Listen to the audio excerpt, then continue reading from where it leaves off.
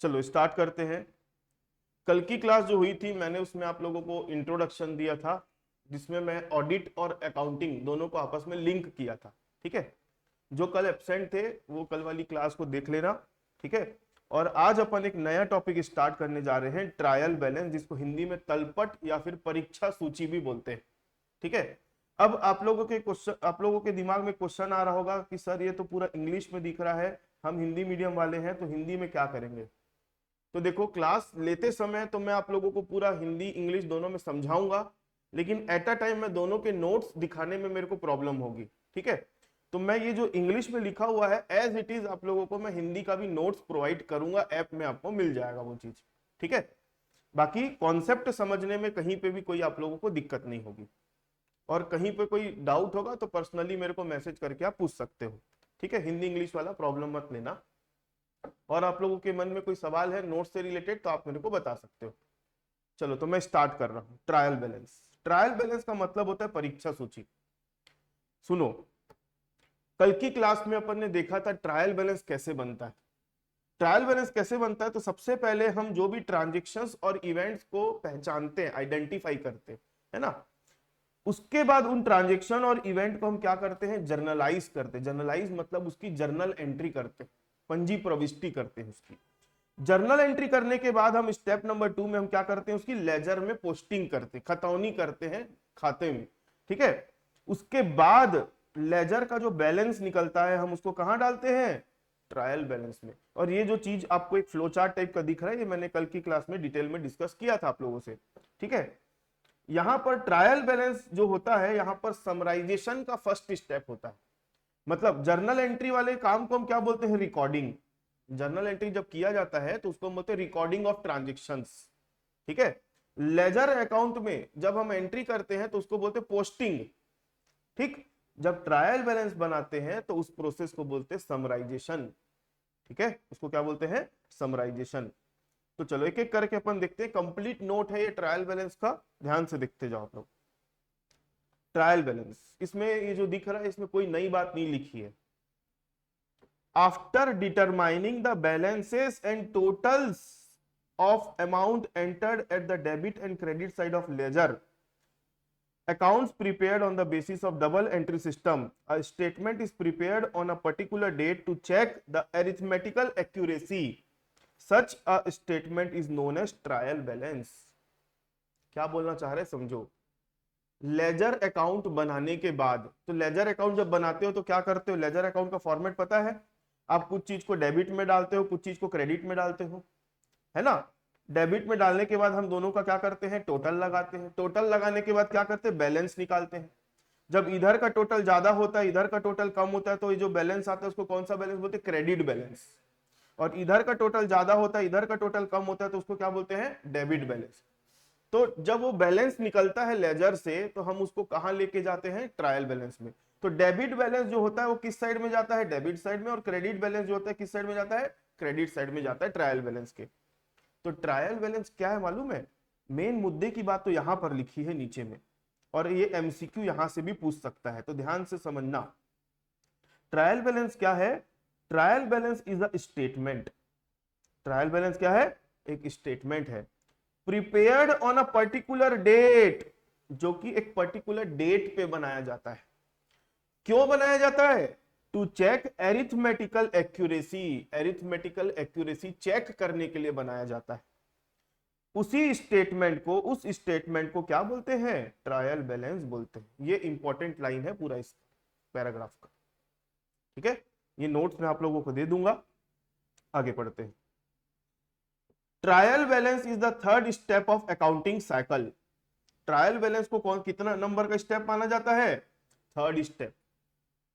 Accounting cycle का third step माना जाता है ट्रायल बैलेंस को। क्यों माना जाता है, क्योंकि यहां पर अकाउंट्स का क्या किया जाता है, समराइजेशन किया जाता है। ठीक है, आगे, it is simply a statement or a schedule on the basis of which trading account, profit loss account and balance sheet are prepared. क्या बोलना चाह रहा है, इसके अंदर ही दो तीन बातें लिख दिया। पहले बोलता है अकाउंटिंग साइकिल की थर्ड स्टेप होती है ट्रायल बैलेंस। ठीक, अकाउंटिंग साइकिल की थर्ड स्टेप होती है ट्रायल बैलेंस। दूसरा, क्या बोलता है, ये एक स्टेटमेंट है, एक शेड्यूल है, जिसके आधार पे, जिसके बेस पे क्या बनाया जाता है, ट्रेडिंग अकाउंट, बैलेंस शीट और प्रॉफिट लॉस अकाउंट। ठीक है, इसके आधार पे ही क्या क्या बनाया जाता है, trading account, profit loss account और बैलेंस शीट। ठीक है, अच्छा आगे बढ़ने से पहले मेरे को एक छोटी सी कॉमन सेंस वाली चीज पूछनी है, बताना हम जो पढ़ रहे हैं उसका नाम क्या है, ट्रायल बैलेंस। नाम में एक वर्ड छुपा हुआ है, ट्रायल। नाम में एक वर्ड छुपा हुआ है, क्या है, ट्रायल। आप अपनी जनरल भाषा में ट्रायल वर्ड से क्या समझते हो, किसी चीज को आजमाना, ट्राई करके देखना, इसी का मतलब होता है ना ट्रायल बैलेंस, सॉरी ट्रायल। हम जर्नल एंट्री किए, हम लेजर पोस्टिंग किए, क्या जरूरी है कि जर्नल एंट्री हमने जो करी होगी और लेजर पोस्टिंग जो करी होगी वो सही होगी? जर्नल एंट्री और लेजर पोस्टिंग के बाद हमको आखिरी में जाके क्या बनाना है, अल्टीमेटली फाइनेंशियल स्टेटमेंट बनाना है। अब जब आप जर्नल एंट्री किए, लेजर पोस्टिंग किए, उसके बाद अगर आप डायरेक्टली फाइनेंशियल स्टेटमेंट बना दोगे, तो पता चला जर्नल एंट्री में या लेजर में कहीं पे मिस्टेक है, तो आपका फाइनेंशियल स्टेटमेंट सही बनेगा क्या? तो फाइनेंशियल स्टेटमेंट में जाने के पहले हम एक है ना रफ स्टेटमेंट बना लेते हैं। हम क्या बना लेते हैं, रफ स्टेटमेंट। रफ स्टेटमेंट बनाते हैं, उसी रफ स्टेटमेंट को हम बोलते हैं ट्रायल बैलेंस। मतलब एक ऐसा स्टेटमेंट जो एक ट्रायल के लिए बनाया गया है।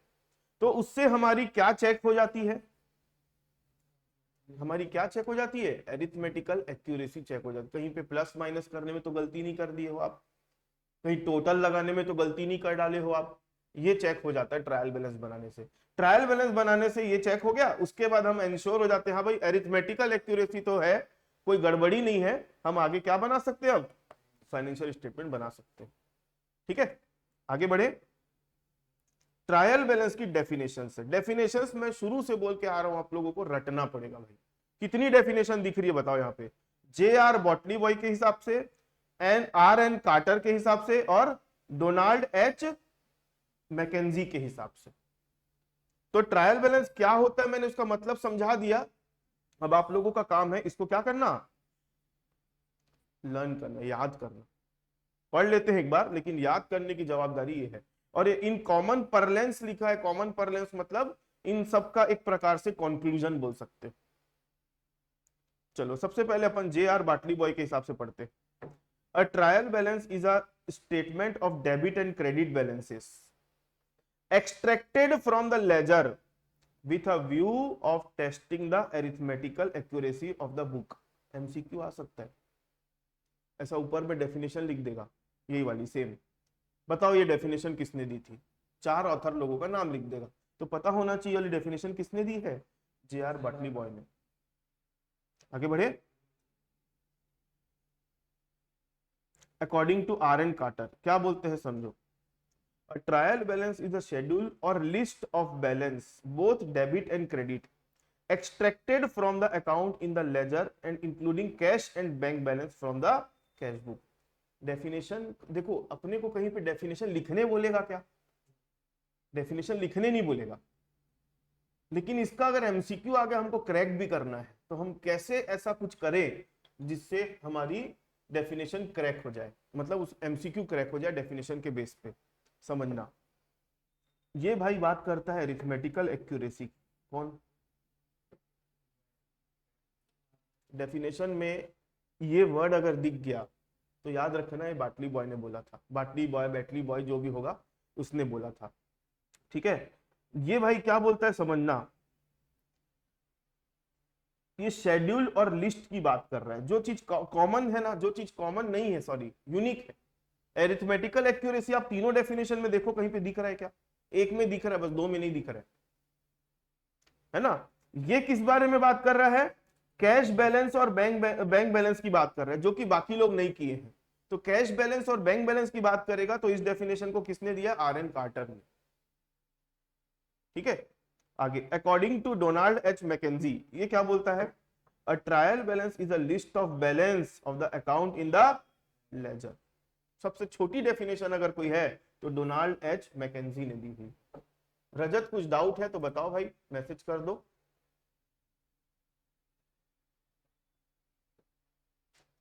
क्लियर है मेरी बात? और कॉमन परलेंस, सामान्य भाषा में क्या ट्रायल बैलेंस की मीनिंग है पढ़ लेते हैं। Trial balance is a statement or schedule prepared on the basis of total or balances of all account and cash book on a particular date with an object to check arithmetical accuracy of the account। ठीक है, मतलब ये जो definition है ये इसकी भी बात करता है, इसकी भी बात करता है, इसकी भी बात करता है, कॉमन बात करता है। ठीक है, आगे बढ़ जाए। सुनो अब मेरी बात, आज अपन एक टॉपिक पढ़ रहे हैं ट्रायल बैलेंस। आज की क्लास क्योंकि लेट स्टार्ट हुई है तो खत्म भी थोड़ा सा लेट होगी, है ना। ट्रायल बैलेंस का आज मैं टॉपिक खत्म कराने वाला हूँ। स्टार्ट भी आज ही हुआ, खत्म भी आज ही होगा, तो आप लोग रेडी रहना कल के टेस्ट के लिए। जो 5 प्रकार के क्वेश्चन मैं बोला था वो 5 प्रकार के क्वेश्चन आएंगे और कल आप लोगों का टेस्ट होगा। ठीक है, तो इसको बिल्कुल भी हल्के में मत लेना। टेस्ट में अपीयर होना सबके लिए जरूरी है। अगर आप रिकॉर्डेड क्लास देख रहे हो तो आप भी सुन लो भाई, आप भी अपीयर होंगे कल टेस्ट में, और जो लाइव कर रहे हैं जो ऑफलाइन आ रहे हैं सबको टेस्ट देना पड़ेगा। चलो नेक्स्ट टॉपिक है characteristics of trial balance. Characteristics of trial balance, the main characteristics of trial balance are, trial balance is only a list or statement not an account. Trial balance सिर्फ एक list या फिर एक statement है, trial balance कोई account नहीं है। मतलब आपने जितनी भी जर्नल एंट्रियां करी उसके बेस पे आपने क्या बनाया, लेजर। तो जितनी भी लेजर है ना सबकी एक लिस्ट बना देते हैं और उस लिस्ट में सबके बैलेंस लिख देते हैं, उसी बैलेंस को हम क्या बोलते हैं, ट्रायल बैलेंस। मतलब ट्रायल बैलेंस को नॉर्मली एक लिस्ट माना जाता है। ठीक, it is prepared with the help of ledger account and cash book. Trial balance को बनाया जाता है किसके बेसिस पे, किसकी सहायता से, लेजर अकाउंट और कैश बुक की सहायता से बनाया जाता है। ठीक है, it is prepared on a particular date, किसी पर्टिकुलर डेट पे बनाया जाता है। It is prepared for checking arithmetical accuracy of the account. It is provided it provides basis for preparation of final account और फाइनेंशियल स्टेटमेंट। इसको घोल के P जाना कैरेक्टरिस्टिक को, क्यों मालूम है, इससे स्टेटमेंट बेस्ड क्वेश्चन और असर्शन रीजनिंग क्वेश्चन डेवलप हो सकता है। 2 कैरेक्टरिस्टिक निकाल देगा और पूछेगा बताओ कौन सा स्टेटमेंट सही है, कौन सा स्टेटमेंट गलत है। ठीक है, अगर आपको ये अच्छे से समझ में आता है या आपने अच्छे से इसको याद करके रखा है तो असर्शन रीजनिंग क्वेश्चन में ना कहीं कहीं पे क्या कर देता है मालूम है, जो डेफिनेशन लिख देता है ना उसको निगेटिव सेंटेंस में चेंज करके डाल देता है।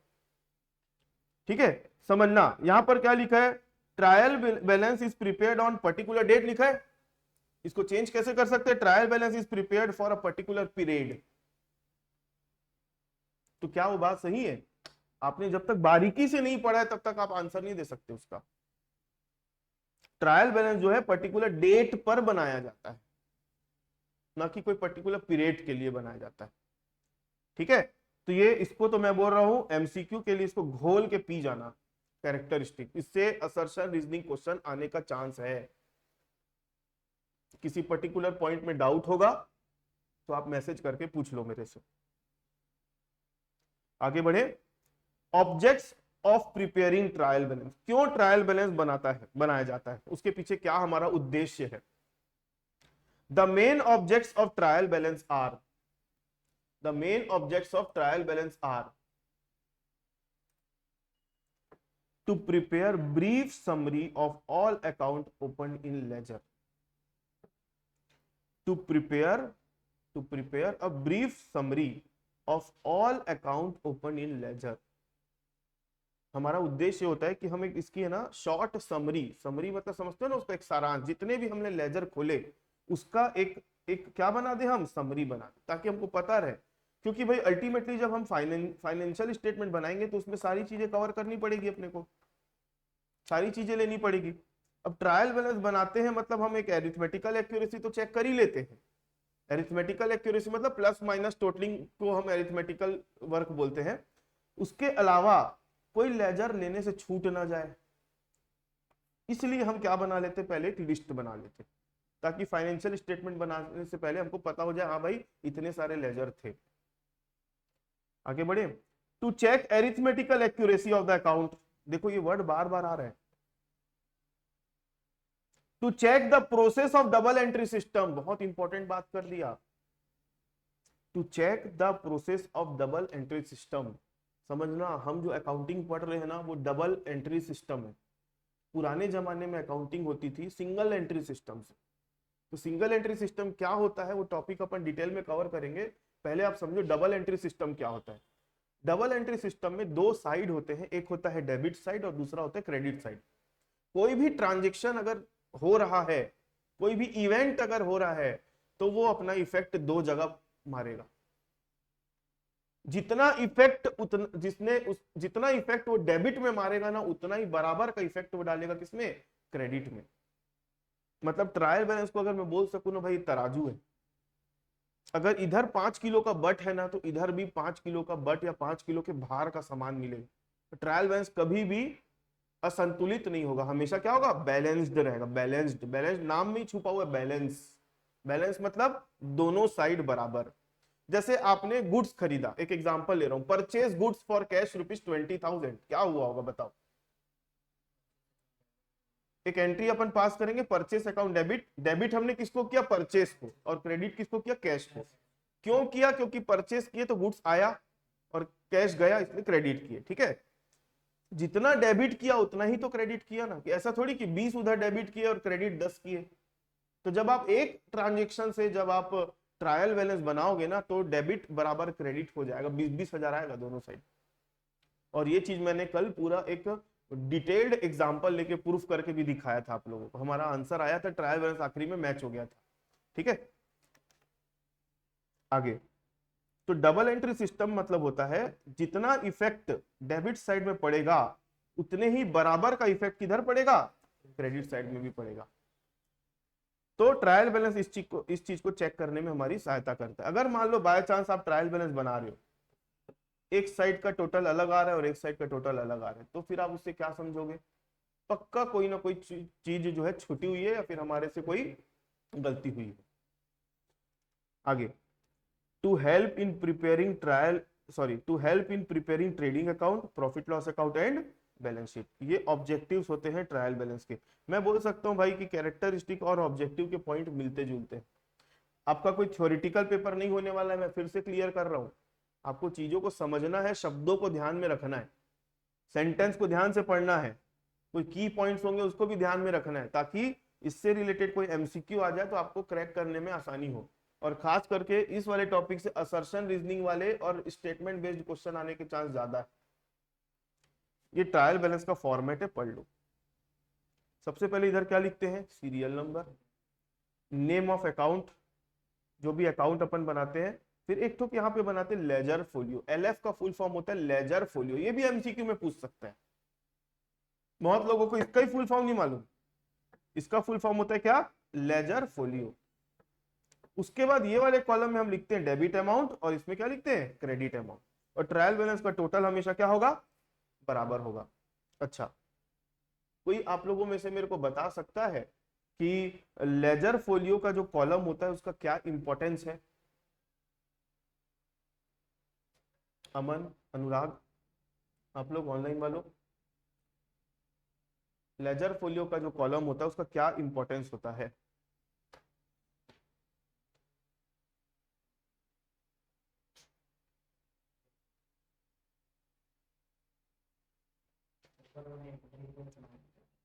एक वर्ड बोल रहा हूं मैं, समझना, क्रॉस रिफरेंसिंग। जब आप ट्रायल बैलेंस बनाओगे तो यहां पे लिख दिया, मान लो आपने मशीन अकाउंट, ठीक है, मशीन अकाउंट। तो मशीन अकाउंट का पर्टिकुलर कोई नंबरिंग होगा। जब आप लेजर बना रहे होंगे तो उसका नंबरिंग दिए होंगे। जब आप जर्नल एंट्री कर रहे होंगे ना, तो आप जर्नल की नंबरिंग दिए होंगे। तो याद रखना, जब हम जर्नल एंट्री करते हैं ना, जर्नल एंट्री, तो जर्नल एंट्री में एक कॉलम बनता है एलएफ का।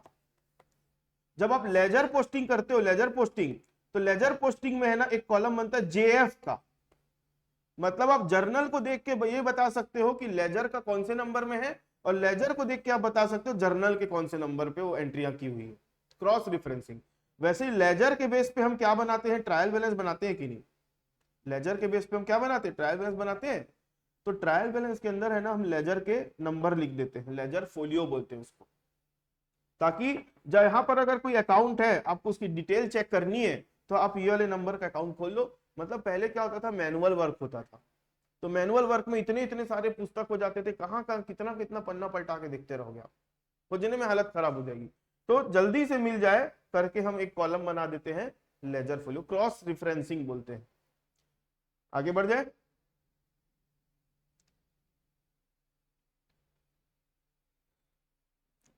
Methods of preparing trial balance, नाम बस याद कर लो, इससे भी एमसीक्यू बन जाता है। हाँ ठीक बोल रहे हो Rajat. Methods of preparing trial balance समझना। Methods of preparing trial balance मतलब टोटल ट्रायल बैलेंस बनाने के कितने मेथड होते हैं पता है आप लोगों को? 4। पहला मेथड होता है टोटल मेथड, दूसरा मेथड होता है बैलेंस मेथड, तीसरा मेथड का नाम क्या है?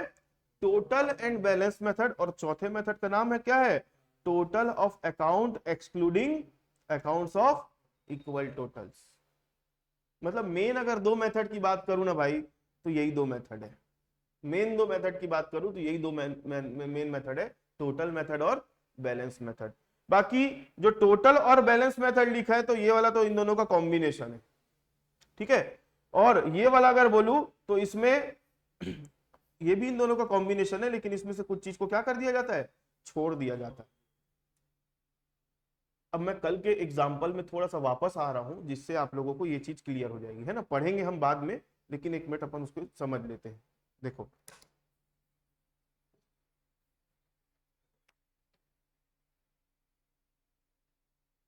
कल के एग्जाम्पल में मैं आ रहा हूं वापस। अपन ने कल के क्लास में क्या किया था? ट्रांजेक्शन्स और इवेंट्स को पहचाना था।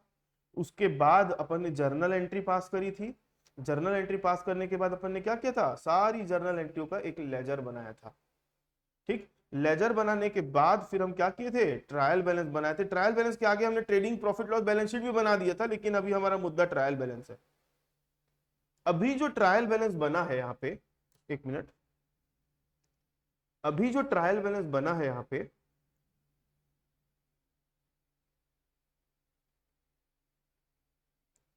अभी ये जो ट्रायल बैलेंस दिख रहा है आप लोगों को स्क्रीन पे, इसमें हमने बनाया कैसे था, पहले ये बताओ।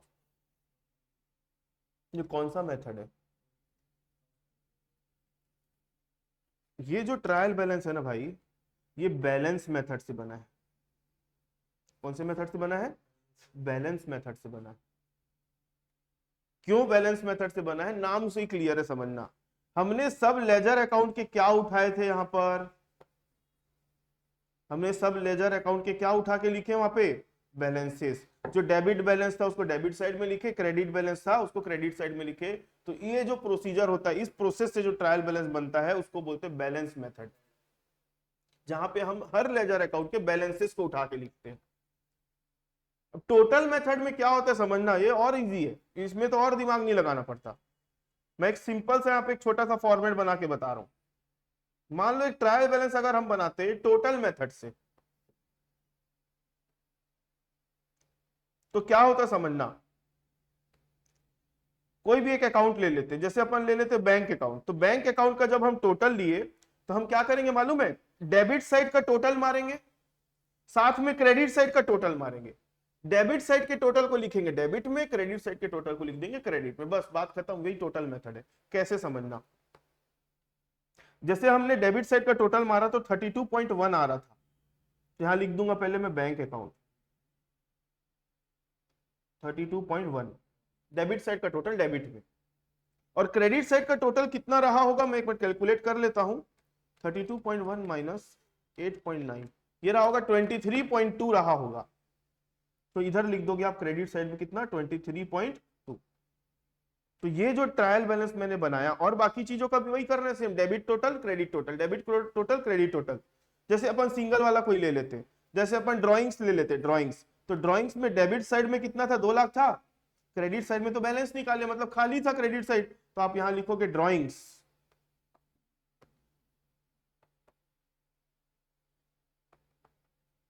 कितना लिखोगे? 2, और इधर डाल दोगे, क्योंकि क्रेडिट में कुछ था ही नहीं, जो था डेबिट में था। तो इस तरीके से अगर जो ट्रायल बैलेंस बनाया जाता है उसको बोलते हैं टोटल मेथड वाला ट्रायल बैलेंस। समझ में आ रहा है कि ऊपर से जा रहा है? सब लोग बोलो, क्लियर है सबको?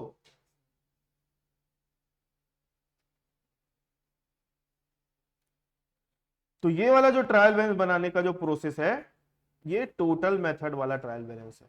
हम टोटल मेथड से बैलेंस मेथड में कन्वर्ट कर सकते हैं ट्रायल बैलेंस को, और बैलेंस मेथड से टोटल में भी कन्वर्ट कर सकते हैं। समझना। अब मान लो ये वाला ट्रायल बैलेंस है, इसको हमको ये टोटल मेथड से दिया है, इसको बैलेंस मेथड में कन्वर्ट करना है। कैसे कन्वर्ट करेंगे बताओ? डेबिट साइड का टोटल कितना है? 32.1, और क्रेडिट साइड का कितना है? 23.2। तो पहले दोनों का डिफरेंस निकालो। 8.9 आता है। 8.9 बताओ किधर का टोटल ज्यादा था? ईयर ज्यादा था, तो आप इधर 8.9 लिख देना, और ये दोनों को फिर हटा देना। जैसे आप इधर देख सकते हो, ये वाला ट्रायल बैलेंस हमने बैंक में कितना लिखा है? 8.9 लिखा है। ऐसा करना है, ठीक है। उसके बाद ड्राइंग्स में देखोगे डेबिट साइड में 2 लाख था, क्रेडिट साइड में कुछ था ही नहीं, तो इसका जो अमाउंट है इधर कुछ नहीं है, मतलब 0 है। तो दोनों माइनस करेंगे तो कितना आएगा? 2 ही आएगा। जिधर का टोटल ज्यादा है उधर उसको डाल दो, तो उधर आपका वो हो जाएगा। क्लियर है? अब ऐसा कोई ट्रायल बैलेंस, समझना, ऐसा कोई ट्रायल बैलेंस हम बना रहे हैं जिसमें 4 अमाउंट के कॉलम होंगे। कितने कॉलम होंगे? 4 अमाउंट के कॉलम होंगे।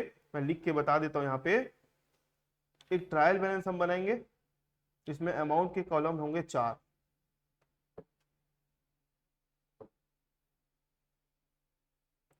जो शुरू के 2 कॉलम होंगे ना, वो रिप्रेजेंट करेगा कौन से मेथड को?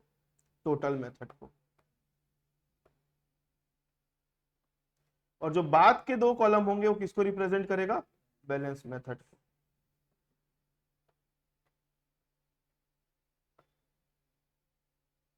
तो ऐसा ट्रायल बैलेंस जो होता है वो कॉम्बिनेशन ऑफ बोथ होता है। दिमाग नहीं लगाना इसमें, मतलब मेन 2 ही मेथड होते हैं, टोटल और बैलेंस। बाकी के जो 2 मेथड है ना, वो काम के नहीं है ना, बनाने वाले दोनों को मिला दिए। लास्ट वाला जो मेथड है वो क्या बोलते हैं समझना, ऐसा कोई लेजर जिसका क्रेडिट साइड भी बराबर है और डेबिट साइड भी बराबर है, मतलब डेबिट क्रेडिट दोनों बराबर है, तो उसका कोई बैलेंस निकलेगा क्या? तो ऐसे लेजर के बैलेंसेस को हम यहां से एलिमिनेट कर देते हैं, यहाँ पे नहीं डालते। तो ऐसे ट्रायल बैलेंस को हम 4th वाला ट्रायल बैलेंस बनेंगे। अब मैं थ्योरी से पढ़ा रहा हूं, तब आप लोगों को समझ में आ जाएगा, ठीक है। देखो, methods of preparing trial balance. पहला क्या लिखा है पढ़ो, टोटल मेथड पढ़ो। Under this method the total of debit and credit of all ledger and cash book will be return in the trial balance. इस मेथड में हम ट्रायल बैलेंस में जो लेजर है उसका डेबिट और क्रेडिट का टोटल लिख देते हैं। टोटल डेबिट का डेबिट साइड में, क्रेडिट का क्रेडिट साइड में। In the first column name of account, in second column ledger folio, third column में क्या बनाते हैं? डेबिट, और फोर्थ कॉलम में क्या बनाते हैं? Credit. At the end total of debit and credit, total of debit and credit, ये एड नहीं है, ये साइड है ना, प्रिंटिंग मिस्टेक है ये। At the end, the total of debit and credit side will be made and thus it will be closed. The total of debit side should be equal to total of credit side for the accuracy of account. जब total method से बनेगा तो दोनों side का total क्या आ जाएगा? बराबर आ जाएगा। Trial balance prepared under this method is known as gross trial balance. MCQ question. इस मेथड से बनाए हुए ट्रायल बैलेंस को हम क्या बोलते हैं? ग्रॉस ट्रायल बैलेंस बोलते हैं। अब आ जाओ बैलेंस मेथड में। Under this method trial balance is prepared by taking the balances of all ledger and the cash book account having debit balance and credit balance are shown separately. जो किया है हमने वही लिखा है यहाँ पे। in this first and second column are as per total method, and third column consist of the balances, consist of debit balances, and fourth column consist of credit balance. मेरा बोलने का मतलब है यहाँ पे फॉर्मेट की बात कर रहा है। पहला कॉलम क्या होगा? List of account. दूसरा कॉलम क्या होगा? Ledger folio. तीसरा कॉलम होगा डेबिट बैलेंस का और चौथा कॉलम होगा क्रेडिट बैलेंस का, ये बोलना चाह रहे हैं। यहां पर भी क्या चेक किया जाएगा, arithmetical accuracy. The arithmetic accuracy of the trial balance is ensured if the total of debit balance is equal to total of credit balance. This is the most popular method of preparation of trial balance. अगर आपसे पूछ लेगा कि popular method कौन सा है preparation वाला, मतलब ट्रायल बैलेंस बनाने का, तो आप कौन सा मेथड बोलोगे, कौन सा मेथड बोलोगे, बैलेंस मेथड। और इस वाले मेथड को किस नाम से जाना जाता है, नेट ट्रायल बैलेंस के नाम से जाना जाता है। समझ में आ रही बात, इस वाले ट्रायल बैलेंस को क्या बोला जाता है, नेट ट्रायल बैलेंस। हम नेट वेट की परीक्षा, ये वाला नेट की बात नहीं कर रहा हूं ना मैं दूसरे नेट की बात कर रहा हूं। कॉलेज में हम प्रोफेसर की तैयारी करते तो नेट की एग्जाम देनी पड़ती, पता है। बस हमें ना इसी डिटेल को हमें ना अपने कॉलेज के समय में, स्कूल के समय में हम नहीं पढ़े रहते, और पेपर में जो आता है इन्हीं से ही क्वेश्चन उठ के आता है और हमको डिफिकल्ट लगने लग जाता है। समझे मेरी बात को। नेट का एग्जाम जो हो रहा है या सेट का एग्जाम हो रहा है या फिर अभी आप लोग ऑडिटर की तैयारी कर रहे हो, बस तैयारी करने का यही सिस्टम है भाई, चीजों को डिटेल में पढ़ना और उसको रिटेन करके रखना, ताकि आपसे सवाल अगर कोई पूछेगा तो आप उसका जवाब लिख सकते हो, मतलब टिक मार के। अब ये मेरे को बताने की जरूरत है क्या, बताओ आप लोग। Explain already. It is the combination of both the method mentioned above. The name of account and ledger folio are written like total method, but the amount of debit and credit are written twice. मतलब ये यहां से लेकर यहां तक तो common है। ये वाली जो अमाउंट है ना, इसको लिखते हैं, इसके ऊपर में क्या लिखते हैं, टोटल मेथड के लिए, और ये वाला कौन सा मेथड का है, बैलेंस। बस और पढ़ने की जरूरत नहीं। लास्ट वाला कौन सा मेथड है, टोटल ऑफ अकाउंट बोल रहा है, लेकिन कौन सा वाला नहीं लेते हैं अपन, जिसका दोनों साइड बराबर होता है उसको छोड़ देते, नहीं लेते। और कुछ नहीं बोल रहा है वो, हो गया।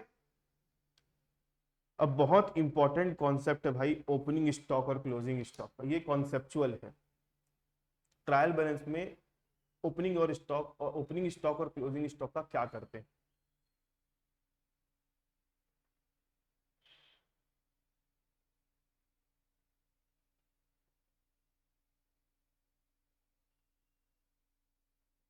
करो स्टार्ट। क्या होता है समझना, इसमें जो लिखा है अपन बाद में पढ़ लेंगे। क्या होता है जनरली, जब हम ट्रायल बैलेंस बनाते हैं ना, ट्रायल बैलेंस, तो ट्रायल बैलेंस में हम जनरली बोल रहा हूं, जनरली मतलब सामान्यतः जब हम ट्रायल बैलेंस बनाते हैं तो उसमें ओपनिंग स्टॉक को हम लिखते हैं डेबिट साइड में, और क्लोजिंग स्टॉक को हम नहीं लिखते ही नहीं है ट्रायल बैलेंस में। इसके पीछे यहां पर एक कारण लिखा हुआ है, और इसके पीछे एक मैथमेटिकल कारण और है जो मैं आपको बताऊंगा। ट्रायल बैलेंस के अंदर किसकी एंट्री होती है नॉर्मली, ओपनिंग की होती है, किस साइड में होती है, डेबिट साइड में, और क्लोजिंग की एंट्री नहीं करते। क्लोजिंग स्टॉक जो होता है वो बाहर पड़े रहता है ट्रायल में, अंदर नहीं डालते उसको। इसके पीछे कारण क्या समझना, जब हम ट्रायल बैलेंस बनाते हैं ना तो हम लेते हैं यहां पे ओपनिंग स्टॉक, कौन से साइड में, डेबिट साइड में, और हम क्या लेते हैं, परचेस, कौन से साइड में, डेबिट साइड में, और क्लोजिंग स्टॉक अगर मिलता है तो नहीं लेते हैं। पर एक बात बताओ, क्लोजिंग स्टॉक से आप क्या समझते हो, साल के आखिरी में बचा हुआ माल, ये तो होता है ना। अच्छा, ओपनिंग स्टॉक से क्या समझते हो, पिछले साल का बचा हुआ माल जो इस साल हमने लाया। तो पिछले साल का ट्रायल बैलेंस जब बना रहा होगा तो ओपनिंग स्टॉक जो था वो पिछले साल की क्लोजिंग था, तो पिछले साल के ट्रायल बैलेंस में हम लिए थे क्या उसको, क्या वो वाला ओपनिंग स्टॉक जो इस साल में है, जो पिछले साल क्लोजिंग था, उसको हमने पिछले साल के ट्रायल बैलेंस में नहीं लिया था। तो इस साल के ट्रायल बैलेंस को जब हम बना रहे हैं, मतलब पिछले साल वो माल यूटिलाइज नहीं हुआ, इस साल होगा, है ना। तो ओपनिंग स्टॉक को हम क्या करते हैं, डेबिट साइड में लिखते हैं, प्लस इस साल के दौरान हमने जो और नया माल खरीदा उसकी एंट्री हो गई। तो ओपनिंग स्टॉक प्लस परचेस अगर बोलूं तो टोटल जितना माल हमने इस साल यूज किया या करेंगे उसकी एंट्री हमने डेबिट साइड में डाल दी। और क्लोजिंग स्टॉक मतलब क्या होता है, जो माल इस साल यूटिलाइज नहीं हो पाया। तो एक बात बताओ यार, कि पिछले साल जो जो परचेस और ओपनिंग स्टॉक है, क्लोजिंग स्टॉक इसी में से तो बचा होगा ना, कि और कहीं से आया होगा माल वाला। जो क्लोजिंग स्टॉक हमारा बचा है वो इस साल के ओपनिंग स्टॉक और परचेस में से ही तो बचा हुआ माल है। तो आपने जब ओपनिंग स्टॉक और परचेस की एंट्री कर डाली है तो दोबारा और करोगे तो एक ही चीज की डबल एंट्री नहीं हो जाएगी? मतलब क्लोजिंग स्टॉक इसी के अंदर ऑलरेडी जुड़ा हुआ है, मेरा बोलने का मतलब ये है। इसलिए हम क्लोजिंग स्टॉक को यहाँ पे डबल से एंट्री नहीं करते। कब नहीं करते हैं? हाँ इमरान, फोर्थ मेथड बता दे रहा हूं, एक मिनट इसको कंप्लीट करके। इसलिए हम क्लोजिंग स्टॉक की एंट्री ट्रायल बैलेंस में नहीं करते क्योंकि वो ऑलरेडी इसमें समाया हुआ है। कभी कभी क्या होता है,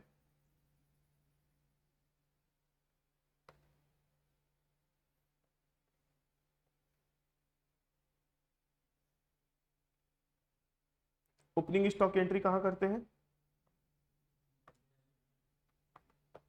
और परचेस की एंट्री कहां करते हैं? तो इस केस में क्लोजिंग स्टॉक की एंट्री नहीं करते। समझ में आई बात? कभी कभी क्वेश्चन में हमको कॉस्ट ऑफ गुड्स सोल्ड दिया रहता है। कभी कभी क्वेश्चन में क्या दिया रहता है? कॉस्ट ऑफ गुड्स सोल्ड, बिके हुए माल की लागत दिया रहता है। या फिर कॉस्ट ऑफ गुड्स सोल्ड नहीं दिया रहेगा तो एडजस्टेड परचेज दिया रहेगा। तो उस केस में क्या करते हैं समझना।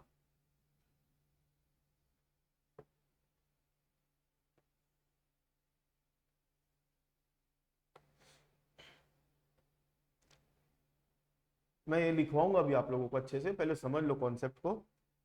ओपनिंग स्टॉक और परचेज की जब एंट्री करते हैं ना तब क्लोजिंग स्टॉक एंट्री नहीं करते, क्योंकि इसके पीछे क्या मान्यता है कि इसके अंदर जुड़ा हुआ है।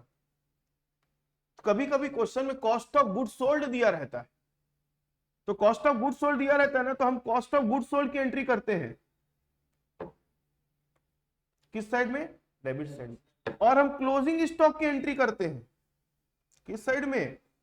डेबिट साइड में। फिर उस केस में हम ओपनिंग स्टॉक की एंट्री नहीं करते। अब इसके पीछे क्या लॉजिक है? इसके पीछे क्या लॉजिक है?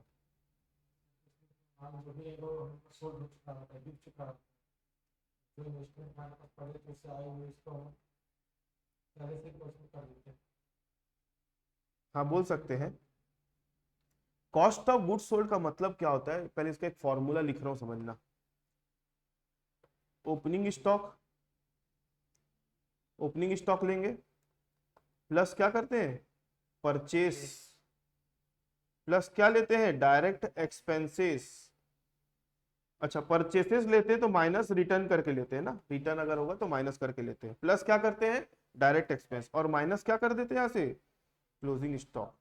तो जो बचता है उसको बोलते हैं सीओजीएस। ये वाली अमाउंट को हम क्या बोलते हैं? सीओजीएस। मतलब आप कॉस्ट ऑफ गुड्स सोल्ड की एंट्री कर रहे हो ना, तो उसके अंदर क्या क्या जुड़ा हुआ है पहले ये बताओ मेरे को। ओपनिंग स्टॉक जुड़ा हुआ है कि नहीं? परचेस जुड़ा हुआ है कि नहीं?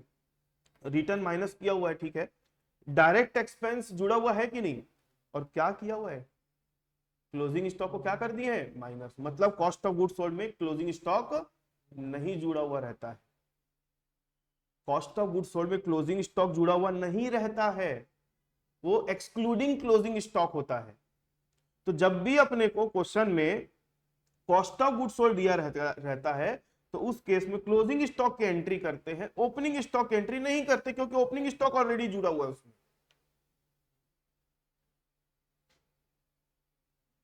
क्लियर है? तो अगर इसका मैं एक ओवरऑल कंक्लूजन बोलूं, अगर क्वेश्चन में परचेज दिया है और ओपनिंग स्टॉक दिया तो ये दोनों की एंट्री होगी डेबिट साइड में, तो क्लोजिंग स्टॉक की एंट्री नहीं होगी, क्योंकि क्लोजिंग स्टॉक परचेस और ओपनिंग से ही मिलके निकल के बनता है। और अगर क्वेश्चन में क्लोजिंग स्टॉक और कॉस्ट ऑफ गुड्स सोल्ड दिया है, क्लोजिंग स्टॉक और कॉस्ट ऑफ गुड्स सोल्ड दिया है, तो उस केस में हम क्लोजिंग स्टॉक और कॉस्ट ऑफ गुड्स सोल्ड की एंट्री करते हैं, किसकी एंट्री नहीं करते हैं? ओपनिंग स्टॉक की एंट्री नहीं करते। तो उस केस में डायरेक्ट एक्सपेंस की भी एंट्री नहीं करते हैं, क्योंकि वो भी जुड़ा हुआ है ऑलरेडी। ठीक है। और मैंने एक नाम लिया था एडजस्टेड परचेस। एडजस्टेड परचेस का मतलब क्या होता है समझना। एडजस्टेड परचेस का नाम लिया था तो एडजस्टेड परचेस मतलब क्या होता है, देखो मैं यहाँ पे लिख रहा हूँ इसको। एडजस्टेड परचेस के अंदर आप क्या हटा दोगे, मैंने क्या हटाया,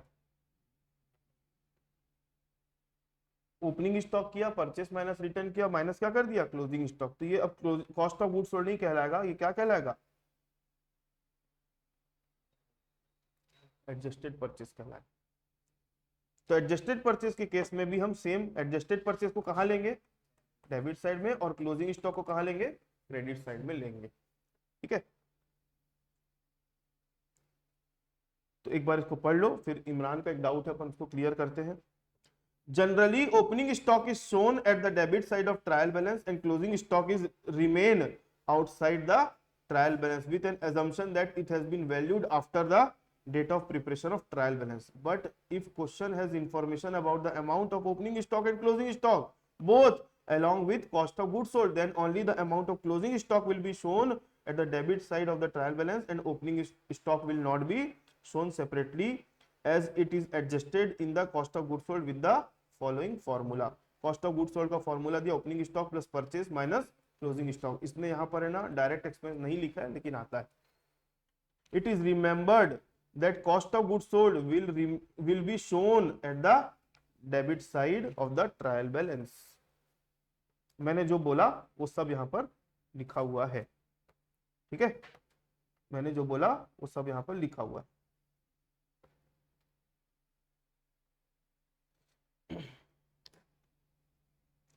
इमरान का एक छोटा सा डाउट है, total of account excluding account equal, ये वाला बोल रहा है। मतलब यहां पर क्या होता है समझना, जो टोटल मेथड होता है ना, टोटल मेथड से ही हम ये इसको बनाते हैं। जैसे आपका कोई लेजर है, इधर का टोटल मान लो कितना है 50,000 और इधर का टोटल कितना है 50,000। तो इसका क्रेडिट भी बराबर है, डेबिट भी बराबर है, मतलब बैलेंस निकाल के बराबर नहीं हुआ है, मतलब इधर भी उतना ही है इधर भी उतना ही है, बैलेंस के कारण नहीं हुआ है। तो ऐसे लेजर को हम इस वाले ट्रायल बैलेंस में नहीं लेते, सिर्फ ऐसे वाले को लेते हैं जिसका बैलेंस आया है, जिसका टोटल दोनों साइड से बराबर है ना, उसको नहीं लेंगे, सिर्फ जिसका बैलेंस निकाल के रखे ना उस वाले को बस लेंगे। ठीक है इमरान, कोई डाउट हो इसके अलावा और? चलो आगे बढ़े। मैंने आप लोगों का पहली क्लास में एक छोटा सा टेस्ट लिया था, उसके ऊपर एक टॉपिक है, पढ़ो क्या लिखा है। Is trial balance conclusive proof of accuracy of account book? क्या ट्रायल बैलेंस जो है इस चीज का सबूत है कि आपने जो बुक्स ऑफ अकाउंट बनाई है वो एकदम सही है?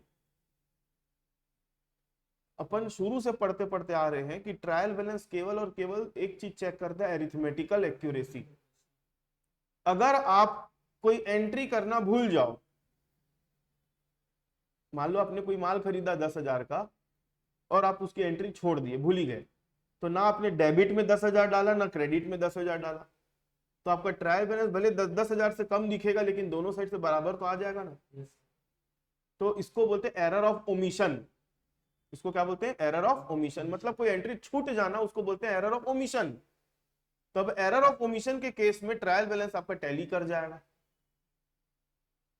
एक होता है error of commission. Error of commission का मतलब होता है आपने कुछ एंट्री करी लेकिन गलत कर दी। कैसे गलत करी कि आपने अकाउंट राम के बदले श्याम के में डाल दिया। आपने अकाउंट को क्या कर दिया, राम के बदले किस में डाल दिया, श्याम के में डाल दिया, तो अकाउंट तो आपका दोनों साइड बराबर ही जाएगा ना। एक होता है एरर ऑफ प्रिंसिपल, एक होता है एरर ऑफ प्रिंसिपल। जो चीज जानी थी बैलेंस शीट में उसको गलती से दिखा दी प्रॉफिट लॉस में। मतलब आपने बैलेंस शीट प्रॉफिट लॉस तो वैसे ट्रायल बैलेंस बनाने के बाद बनता है। मेरा बोलने का मतलब है आपको कैपिटल और रिवेन्यू का मतलब समझ में आता है। कैपिटल किसको बोलते हैं, रिवेन्यू किसको बोलते हैं, पूंजीगत और आगमगत। अगर कोई चीज कैपिटल नेचर की आप उसको रिवेन्यू में दिखा देते हो, रिवेन्यू नेचर की उसको कैपिटल में दिखा देते हो, तो भी आपका ट्रायल बैलेंस मैच कर जाएगा, क्योंकि आपका इफेक्ट जितना डेबिट में पड़ रहा है ना उतना क्रेडिट में भी पड़ रहा है। तो ट्रायल बैलेंस आपका टैली कर जाएगा। तो ट्रायल बैलेंस, इसका जो आंसर है ना, नो है, नो। इसका आंसर क्या है? बड़ा वाला नो। ट्रायल बैलेंस केवल और केवल एरिथमेटिकल एक्यूरेसी को चेक करता है। इसके अलावा दूसरी जो गलतियां होती है, जैसे कॉम्पेंसेटिंग एरर हो गया, एरर ऑफ कमीशन हो गया, एरर ऑफ ओमिशन हो गया, ये इनकी गलतियों को ट्रायल बैलेंस नहीं पकड़ पाता है ना, इनकी गलतियों को ट्रायल बैलेंस नहीं पकड़ पाएगा। ठीक। हाँ इमरान, एक डाउट है आपका, मैं बता देता हूं। इमरान का एक छोटा सा डाउट है, जब closing stock, cost of goods sold दोनों दिया हुआ है, तो जब कॉस्ट ऑफ गुड्स सोल्ड में ओपनिंग स्टॉक ऑलरेडी ऐड है तो ओपनिंग स्टॉक को नहीं लेते हैं, तो इसमें परचेज भी ऐड है तो परचेज, हाँ तो मैं तो बोला ना, कॉस्ट ऑफ गुड्स सोल्ड अगर है तो कॉस्ट ऑफ गुड्स सोल्ड के केस में आपको सिर्फ किसको किसको लेना है? कॉस्ट ऑफ गुड्स सोल्ड को लेना है और क्लोजिंग स्टॉक को लेना है। तो परचेस को और ओपनिंग स्टॉक दोनों नहीं लेते, क्योंकि कॉस्ट ऑफ गुड्स सोल्ड में परचेस और ये दोनों जुड़ा हुआ है, परचेस और ओपनिंग दोनों को नहीं लेना है। ठीक है, मेरा बोलने का मतलब है, जब आप कॉस्ट ऑफ गुड्स सोल्ड ले लिए तो इसमें ओपनिंग जुड़ा है, परचेस भी जुड़ा है, तो हम कॉस्ट ऑफ गुड्स सोल्ड ले रहे हैं तो इसको लो प्लस इसको लो, ये दोनों लेने की जरूरत नहीं है। ठीक है इमरान।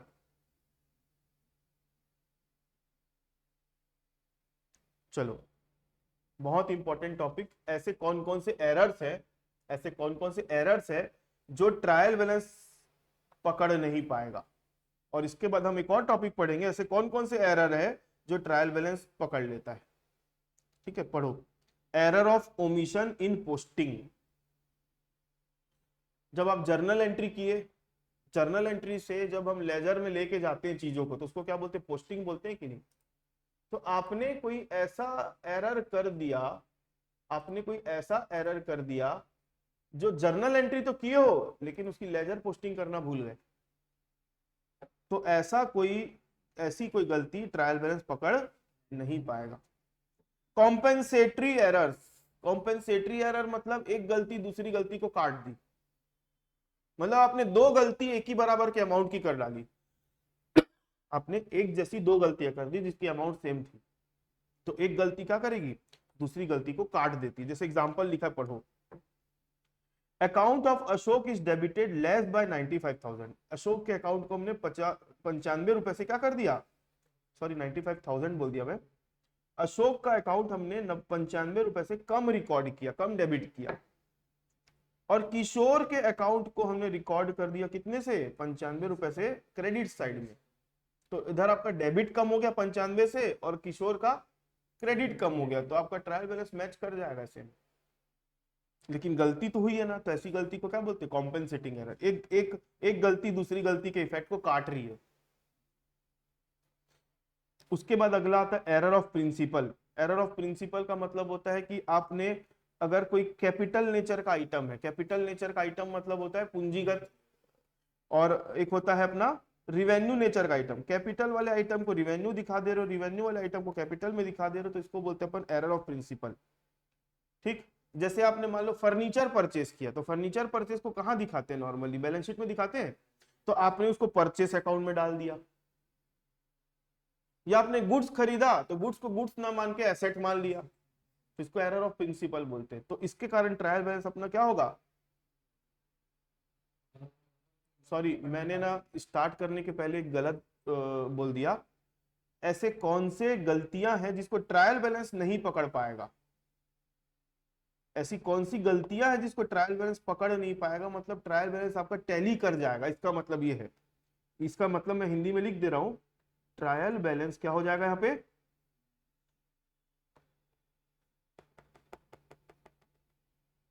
ट्रायल बैलेंस क्या हो जाएगा?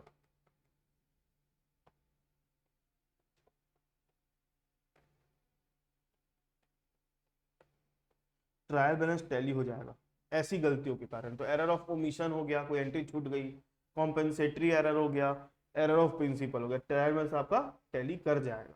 ठीक है, आगे। और ऐसे कौन कौन से एरर्स है जिसको ट्रायल बैलेंस पकड़ लेता है, मतलब ट्रायल बैलेंस आपका टोटल नहीं होगा, ट्रायल बैलेंस आपका टोटल।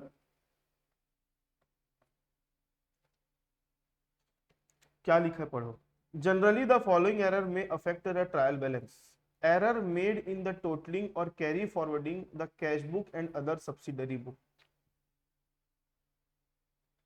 सब चीज को ध्यान से पढ़ना, क्योंकि ये चीज आपके एमसीक्यू में घुमा फिरा के कहीं ना कहीं से आता ही है। एरर मेड इन टोटलिंग, आप लोग को टोटल कहाँ कहाँ लगाना पड़ता है पहले ये बताओ। जब हम जर्नल एंट्री करते हैं तो लास्ट में टोटल मारते हैं, तो वो पेज भर जाता है, तो फिर वाले टोटल को अगले पन्ने में लेके जाके कैरी फॉरवर्ड करते हैं अपन। तो आपने टोटलिंग करते समय या कैरी फॉरवर्ड करते समय कोई गलती कर डाली तो ट्रायल बैलेंस उसको तुरंत पकड़ लेगा, मतलब ट्रायल बैलेंस का मैच नहीं होगा total. At the time of posting, at the time of posting, error of not recording an entry in any one relevant account।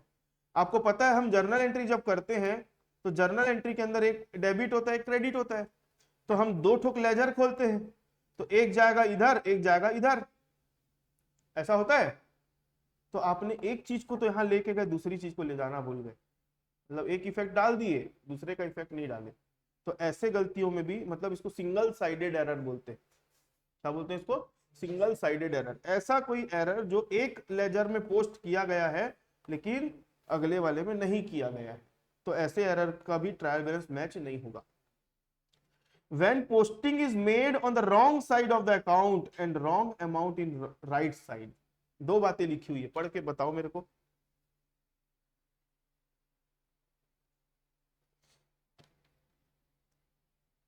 क्या लिखा है? या तो आपने गलत साइड में पोस्टिंग कर डाली है, डेबिट में डालना था क्रेडिट में डाल दिए, क्रेडिट में डालना था डेबिट में डाल दिए, ठीक है। या फिर आपने सही साइड में अमाउंट ही गलत लिख डाली, 10 का 10,000 का 1 लाख लिख डाले, 1 लाख का 10,000 लिख डाले। तो ये इस टाइप की गलतियां अगर होती है तो इसको ट्रायल बैलेंस तुरंत पकड़ लेता है, मतलब टैली नहीं होगा। Mistake made in total of any account और इन कैरी फॉरवर्डिंग टोटल और balance to next page in the ledger, ये मैंने पहले बता दिया। जब हम क्या करते हैं, जब हम कोई एंट्री या अकाउंट बनाते हैं तो इसका जब टोटल लगाते हैं, पेज भर जाता है तो लास्ट में टोटल लगाते हैं, तो टोटल लगाने के बाद हम उसको उसी टोटल को अगले पेज में कैरी फॉरवर्ड करते हैं। तो यहाँ पर अमाउंट लिखी थी, जब हम उसको कैरी फॉरवर्ड कर रहे थे तो ये अमाउंट गलत हो गई। यहाँ लिखा था 1 लाख, यहाँ लिख दिए टोटल में 10,000। ये गलतियां आजकल नहीं होती है, पूछो क्यों? क्योंकि ये सब काम है ना कंप्यूटर कर रहे हैं। मैनुअल अकाउंटिंग में ज्यादा गलतियां होती थी ऐसी, ठीक है। आपको बस ध्यान रखना रहता है कंप्यूटराइज्ड अकाउंटिंग में आपकी जर्नल एंट्री सही होनी चाहिए। जर्नल एंट्री अगर आपकी सही है तो आने वाला आगे लेजर ट्रायल बैलेंस हर चीज आपका आगे का सही रहेगा, क्योंकि वो पूरा कंप्यूटर कर रहा है। इस टाइप की गलतियां कंप्यूटर नहीं करता है, ठीक है। आपको अपने एरर ऑफ प्रिंसिपल के ऊपर ध्यान रखना है, एरर ऑफ ओमिशन के ऊपर ध्यान रखना है, क्योंकि एंट्री करने वाला कौन है? इंसान। अगर मान लो आपने कहीं पे कोई एंट्री करना भूल गए तो टैली को थोड़ी सपना आएगा कि ये ट्रांजेक्शन हुआ होगा। तो आपसे कौन सी गलती हो सकती है? Error of omission. आपसे कौन सी गलती हो सकती है? आप एंट्री ही गलत कर डाले, एंट्री गलत कर डाले। लेकिन ये छोटी छोटी जो कैरी फॉरवर्ड वाला जो एरर है, पोस्टिंग वाला जो एरर है, ये सब टैली या फिर कोई कंप्यूटर सॉफ्टवेयर नहीं करता है, ठीक है। आगे, error made in preparing the list of debtor and creditor. Debtor और क्रेडिटर की लिस्ट बना रहे थे। अच्छा, डेटर और क्रेडिटर मतलब क्या समझते हो? कोई एक इंसान होता है कि ग्रुप ऑफ पर्सन होते हैं? जैसे भाई मैं एक मान लो किराने की दुकान चलाता हूं, मैंने 50 लोगों को उधारी देके रखा है, किसी को 500, किसी को 100, किसी को 1000, किसी को 2000। तो मेरी एक बुक बनी रहेगी, डेटर बुक, उसमें सबका नाम लिखा रहेगा। तो जब मैं बैलेंस शीट बनाऊंगा तो सबके नाम को अलग अलग नहीं लिखूंगा, टोटल बैलेंस डाल दूंगा, डेटर्स मेरे 1 लाख रुपए के हैं। तो आपने मान लो डेटर की लिस्ट ही गलत बनाई है या क्रेडिटर की लिस्ट ही गलत बनाई है, तो आपका ट्रायल बैलेंस मैच नहीं करेगा। Error made in making the total of trial balance. Trial balance का टोटल ये 11th वाले बच्चे बहुत करते हैं। क्यों करते हैं? क्योंकि उनको कैलकुलेटर अलाउड रहता नहीं है, बेचारे लोग टोटल मार रहे ट्रायल बैलेंस का, यही सब चीज एंट्री वेंट्री सब सही करके रखे हो आप, टोटल ही नहीं मार पा रहे हो आप लोग। मेरे को इससे एक याद आ गया, एक लड़की आती थी 11th में, उसका ट्रायल बैलेंस का पूरा है ना क्वेश्चन गलत हो गया, जिसके कारण उसका कुछ 6 नंबर कुछ काट दिए एग्जाम में और उसके नंबर कम ही हो गए। मतलब वही पूरा है ना प्लस माइनस में गड़बड़ी करी थी, एंट्री वेंट्री सब सही करी थी। तो उसकी मम्मी मेरे को रिजल्ट दिखाने आई कि सर देखो इसका इतना कम नंबर आया। मैं बोला मैडम पहले इसका पेपर दिखाओ। तो उन लोग क्या है मोबाइल में फोटो खींच के लेके आए थे, पेपर तो देते नहीं स्कूल से। तो वो बच्ची क्या करी, ट्रायल बैलेंस जब मैं चेक किया ना तो पूरा एक एक एंट्री उसने सही करी थी, लास्ट में टोटलिंग मिस्टेक था, और उसकी टीचर नहीं मालूम उसके दिमाग में क्या आया, पूरा 0 नंबर दे दी भाई उसको।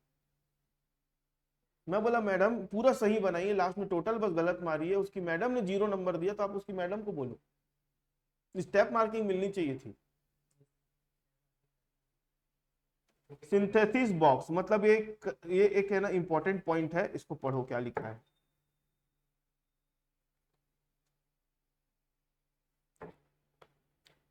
Thus, from the above, it is clear that the error of one side may affect the total of trial balance, but error of both sides may not affect the total of trial balance.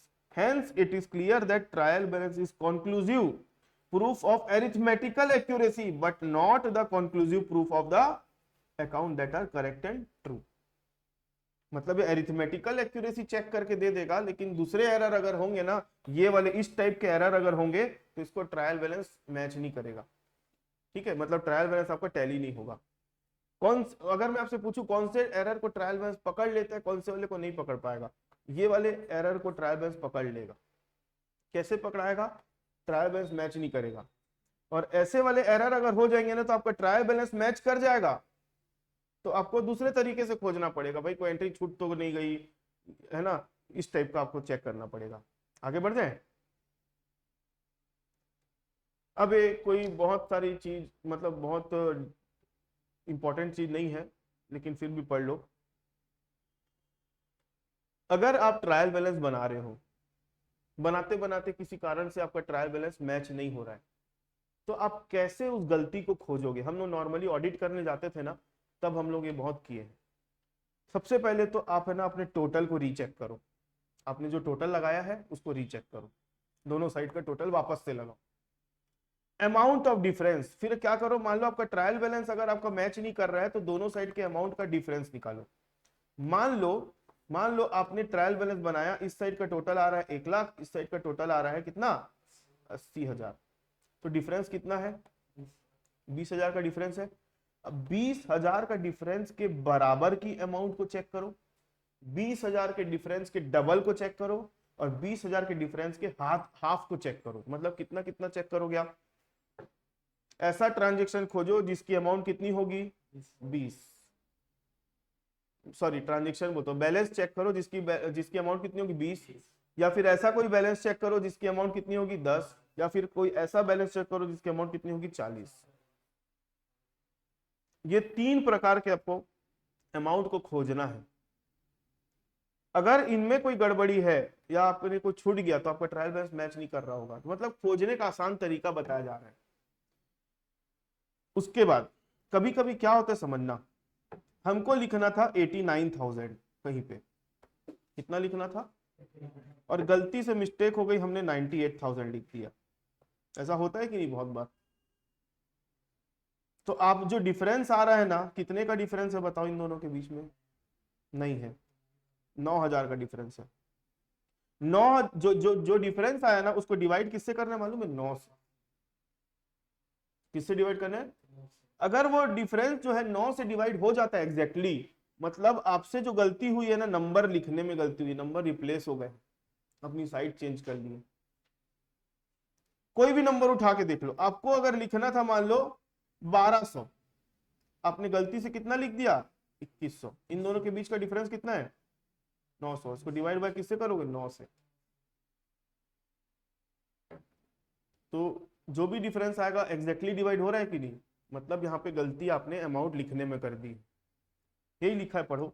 आपको पहले बोलता है total recheck करो, उनके बीच का difference निकालो, difference का half को डिफरेंस खोजो, या उसके डबल का भी डिफरेंस खोजना रहता है।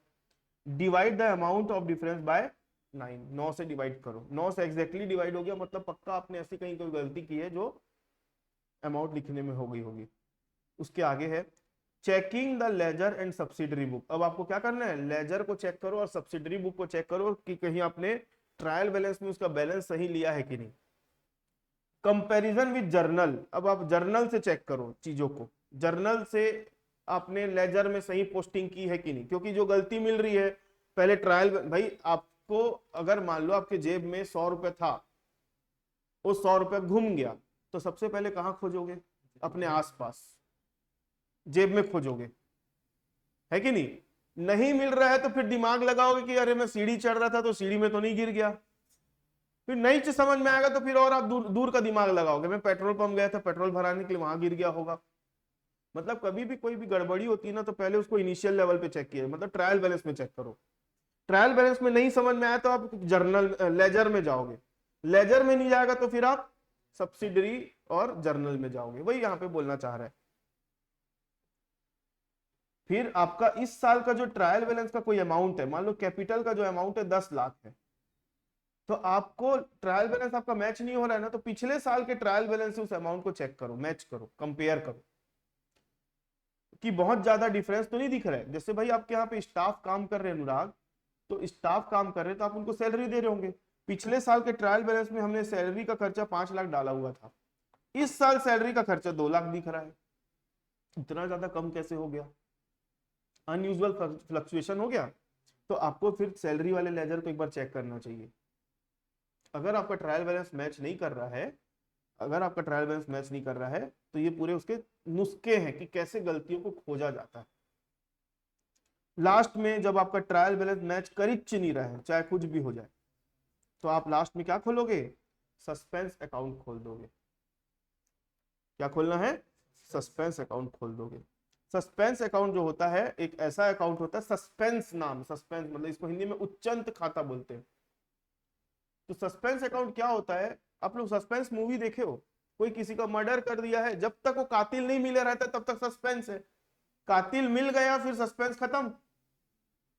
तो हमारे अकाउंट में भी डिफरेंस जब तक नहीं मिलता है तब तक उस अकाउंट का नाम हम सस्पेंस अकाउंट के नाम से डाल देते हैं। जैसे डिफरेंस मिल गया तो उसका नाम अब सस्पेंस अकाउंट को काट के जो उसका एक्चुअल रहता है उसमें ले जाते हैं उसको पर।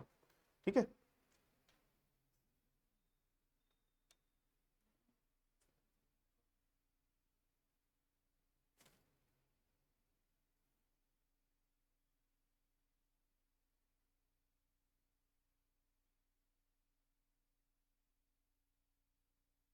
चलो ये आप लोग रीड कर लेना, ये उतना कुछ इंपॉर्टेंट नहीं है। तो हमारा ट्रायल बैलेंस वाला टॉपिक यहाँ पे खत्म हो जाता है। मैं आप लोगों को इसका हिंदी नोट्स प्रोवाइड कर दूंगा, हिंदी मीडियम वाले बच्चों को।